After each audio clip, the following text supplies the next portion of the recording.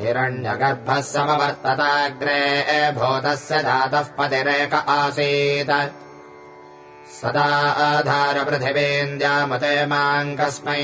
देवाय हविषा विधेम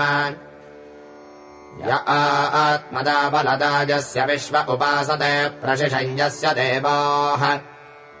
यस्य छायामृतम् यस्य मृत्युः कस्मै देवाय हविषा विधेम यः प्राणतो निमिषतो महित्वैक इद्राजा जगतो बभूव य ईशे अस्य द्विपदश्चतुष्पदः कस्मै देवाय हविषा विधेम यस्येमे हिमवन्तो महित्वा यस्य समुद्रम् रसजा सहाहुः यस्येमाः प्रदिशो यस्य बाहो कस्मै देवाय हविषा विधेम ये नद्यौ रुग्रा पृथिवी च दृढा येन स्वस्तभितम् येन नाकाः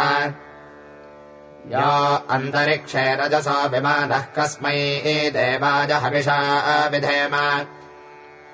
यम् क्रन्दसि अवसातस्तभाने अभ्यैक्षेताम् मनसा रेजमाने यत्राधिसूर उदितो विभाति कस्मै देवाय हविषा विधेम आपो हयद्बृहतेर्विश्वमाजन् गर्भम् दधाना जनयन्तिरग्निम् ततो देवानाम् समवर्ततासुरेकः कस्मै देवाय हविषा विधेम यश्चिदापो महिना पर्यपश्यद्दक्षम् दधाना जनयन्तेर्यज्ञम् यो देवेष्वधिदेव एक आसीत् कस्मै देवाय हविषा विधेम मानो हिंसेज्जनितायः पृथिव्याजो वा दिवम् सत्यधर्मा जजान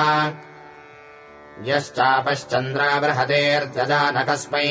देवाय हविषा विधेम